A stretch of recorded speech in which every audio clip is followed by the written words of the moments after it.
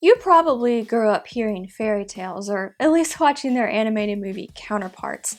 Beauty and the Beast, Snow White, Little Red Riding Hood. These are all classics most of us know and love. But there are plenty of fairy tales out there that aren't as well known but are just as interesting as their more popular counterparts. I don't think it's a secret that early fairy tales were much darker than Disney made them out to be, and there are tons of videos about the original versions of some of these more well-known ones. But today, let's talk about some lesser known but super dark fairy tales. Number 1, The Dead Mother. I'm not sure how well this story is known outside or even inside its native Russia, but it does have some universal themes about things like maternal instinct. A husband and wife live in a village and seem to have a pretty good life until the wife dies, giving birth to the couple's son. The husband is panicked about being a single dad, so he hires a nanny for the family. But there's one problem. The kid won't eat. All he does is cry and cry and cry all day long. Now, babies crying isn't that unusual, but when they won't forego it for eating, there might be a problem. But before the new dad can figure out what's wrong, the crying stops. The nanny wants to find out what's going on, so one night she sneaks up to the baby's room and right at midnight hears someone going in. This happens again the next night at midnight and again the night after that. She tells the baby's father and some of his relatives about it, and they decide to spy and see who it is. At midnight the following night, one of the family members goes into the baby's room. Shockingly, they see the baby's dead mother in the same clothes she was buried in, breastfeeding her child. But when someone shines a light on her, she leaves. When the group goes to check on the baby, they realize he's dead too. Number 2, The Little Match Girl. This story was written by Hans Christian Andersen, the author of the original version of The Little Mermaid, as well as The Snow Queen, which later inspired Frozen. I've talked about Andersen on this channel before in my video about premature burial, which I will leave up here somewhere and down below if you want to check that out. I think I was wearing the same shirt then as I am now. That's kind of weird. I didn't plan that. The Little Match Girl has been adapted to film a handful of times, but I guess these versions never took off quite as much as other fairy tale movies. The story begins on New Year's Eve, and it's almost dark out. Despite the bitter cold, a little girl walks around barefoot, having lost her shoes after running across the street. The little girl is trying to sell matches, but hasn't made a sale all day. She doesn't want to go home because her father won't be happy about this. Plus, their house is falling apart and probably not much better than the cold anyway. She ends up sitting in the area between two houses and lighting a match by striking it against the wall. As the light shines, she sees a multitude of things in front of her. A warm stove, a Christmas tree, even a roast goose that jumps off the table and waddles around despite already being cooked. All these things disappear when the match goes out, so she keeps striking matches and seeing more visions. The last vision the girl sees is of her dead grandmother, the only person who ever loved her. Her grandmother picks her up and they fly into the air, away from everything. The story ends the following morning when passers-by see the girl's body slumped against the wall of one of the houses. Everything she just saw was, of course, a series of visions she had before dying. Yeah, that was depressing, wasn't it? I guess you could interpret it as being happy with the girl finally experiencing some good things after such an awful life. But I remember reading this story in school and just feeling sad. Yeah, we read this in elementary school. What was my teacher thinking? Number 3, The Stolen Pennies. Also known as the Stolen Farthings, this story is the first one on the list attributed to the famous Brothers Grimm. Jacob and Wilhelm published their collection Grimm's Fairy Tales in the early 1800s and have been credited with starting the modern study of folklore, according to Britannica. All the rest of the stories on this list were also retold by the brothers and included in their collection. I didn't plan on including so many of their stories, but they're really influential when it comes to fairy tale retellings. In The Stolen Pennies, an unnamed narrator is having dinner with some friends, a husband, wife, and their children. At noon, everyone's at the table when our protagonist sees a child walk in. The child doesn't acknowledge anyone and goes straight to another room. The protagonist must have been staying with these people for a while because he notices this same thing the next day and the day after that. Finally, he asks the family patriarch about it, but he hasn't seen another child in the house lately, and neither has anyone else. The next time the narrator sees the child, he follows them into the next room where the child is trying to get underneath the floorboards. But when the child sees the narrator, he disappears. Or she, the child's gender is never actually specified. The narrator tells the family matriarch what happened and describes the child to her. She says it has to be her child who died a month earlier. Why the narrator didn't know about this child already, I have no idea. But apparently, right before the child died, they were given 2 farthings by their mother, who hoped that they would in turn give them to a poor man. But the child, being a child, decided to keep the money instead, hiding it under the floorboards. The child comes back to the house, even in death, in an attempt to retrieve the money. Once the child's parents give the money to a poor man, as was the mother's original intention, the child is never seen again. When I first read this story, it kind of reminded me of another one in a collection called Real Life Scary Kids, which I've talked about on the channel before. It's called The Daughter's Midnight Visit, and it tells the story of a ghost girl who returns from the grave for one night to seek out a doctor and convince him to tend to her ailing mother, who would have died otherwise. These stories aren't the darkest ones out there, but they are good classic ghost stories, which I really enjoy and hopefully some of you do too. Number 4, The 3 Snake Leaves. During a war, an impoverished single father can no longer support his son. The son offers to fend for himself from now on, and the father agrees, albeit begrudgingly. The son joins the war effort and ends up leading the empire to victory. As a reward, the king lets the boy marry his daughter. But the daughter has one condition. She says she won't get married unless her husband agrees to be buried alive if she dies first, and vice versa, so neither will have to live without the other. No man has taken her up on this offer so far, but this particular young man is so taken with her that he agrees. The couple marries and everything goes well for a while.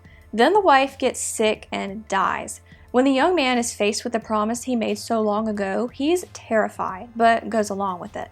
For a few days, he stays in his wife's tomb and eats what little food was given to him, knowing that once it runs out, he'll have to slowly starve to death. After a while, he sees a snake in his tomb and thinks about eating it. He kills it and cuts it into 3 pieces. Then another snake comes in, slithers off, and comes back with 3 leaves. The snake puts the leaves on the pieces of the dead snake, which is magically put back together and resurrected. Then they both slither away. The young man gets an idea. He puts 1 leaf on each of his wife's eyes and the remaining one on her mouth. She comes back to life, and they knock on the door of the tomb and are rescued.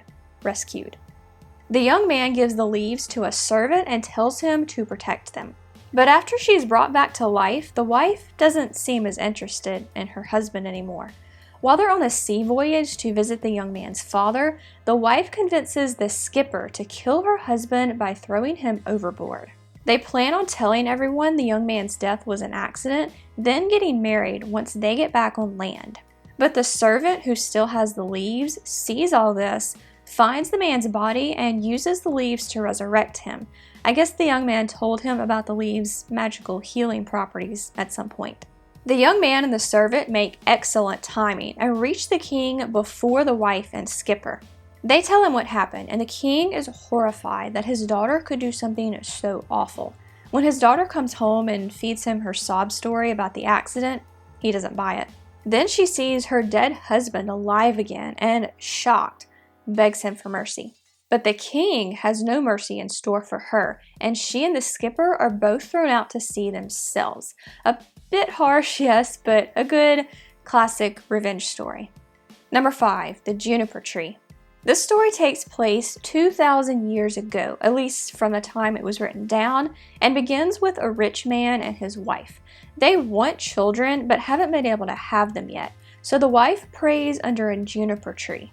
When she cuts her finger while slicing an apple, she somehow knows now that she'll get pregnant. Personally, I would have used one of those ovulation calculators, but you do you, I guess. Anyway, the wife does get pregnant and gives birth to a baby boy, but dies of happiness when she sees her child for the first time. She's buried under the juniper tree. Her husband remarries and has a daughter by his second wife, but his new wife doesn't like her stepson very much. One day, she asks him if he wants an apple, then leads him to a chest and tells him to take one out. While his head is in the chest, she shuts the lid and beheads him. Yeah, I told you these stories were dark, and this particular one gets even worse.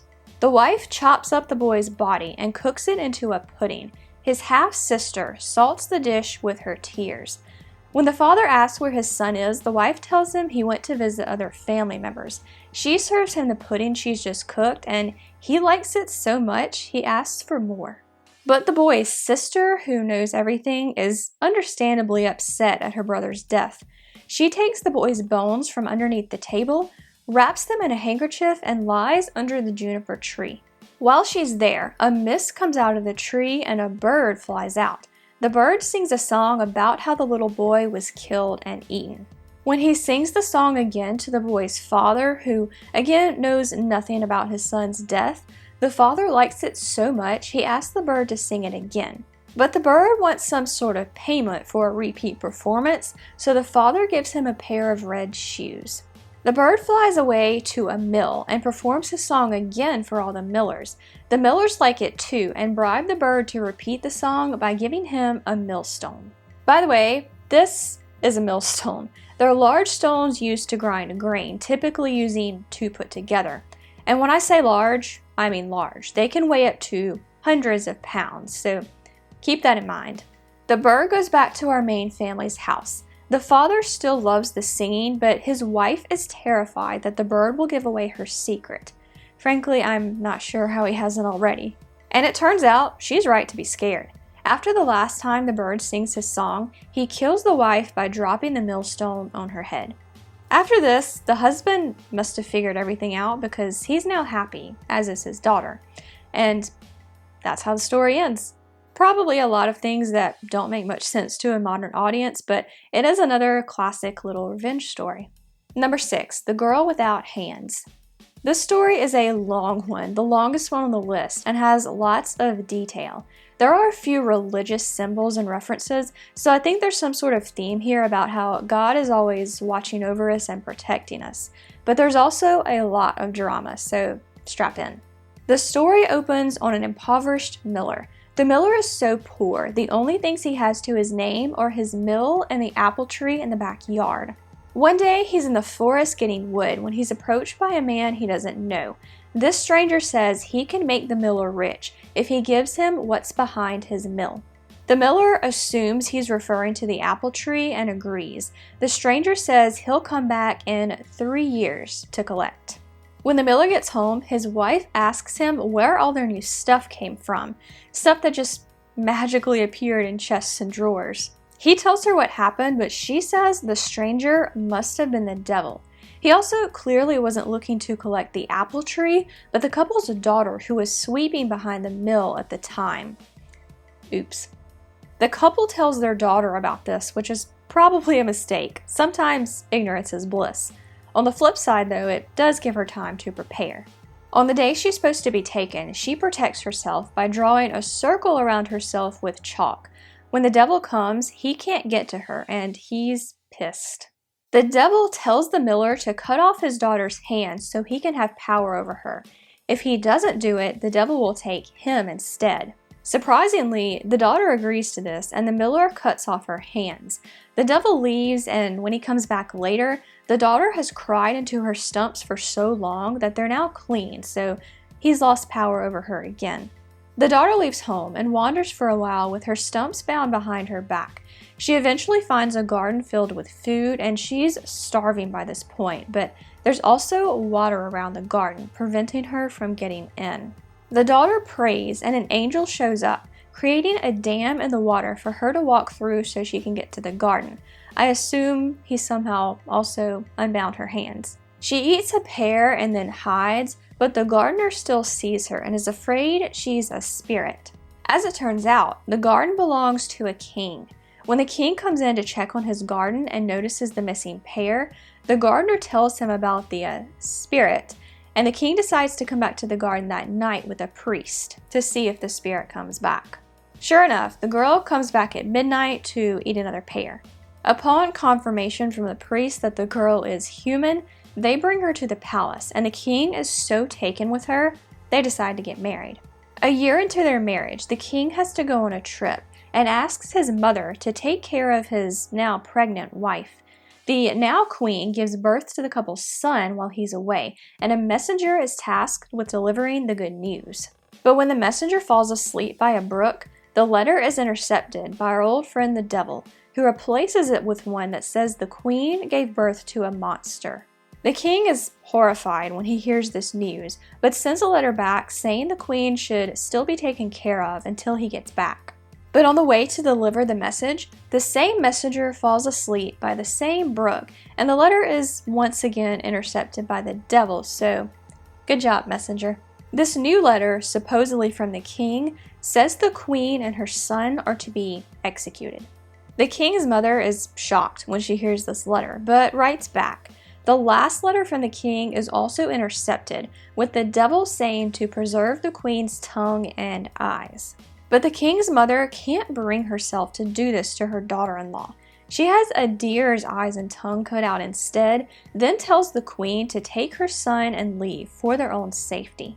After some more wandering, the queen reaches a forest and prays. An angel appears and leads her to a house. The queen and her son stay in the house for 7 years.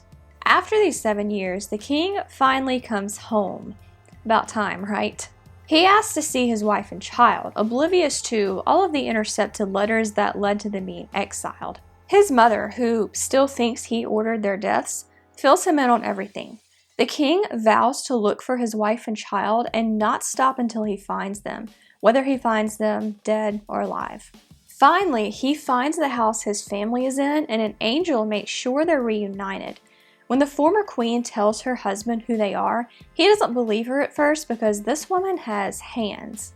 Well, that and the fact that it's been 14 years at this point since he's seen her and he's never met his now teenage son. That probably contributed too. Anyway, the former queen says God allowed her hands to grow back. She also shows her husband the silver hand she used to wear when they were married. Upon this confirmation, the king is overjoyed to be reunited with his family, and the couple is remarried. I guess their original marriage was rendered null and void when he supposedly ordered her executed, but the important thing here is that everyone lived happily ever after. Sort of. So those are all the dark fairy tales I have for you today. All these stories can be found online for free, but I will leave a link below to a collection of Grimm's fairy tales because I know some people prefer to have things like this in print. I read all of the Grimm ones out of this book. It's kind of old, so I couldn't find the exact version online, but I'd imagine all the different versions of the collection are similar, if not the same. And I will leave links below to the non-Grimm stories so you can read them in their entirety if you want. If you enjoyed this video, be sure to like and share it. And for more dark content, I hope you'll consider subscribing and hitting that bell. Thanks for watching and have a creepy day. Bye guys.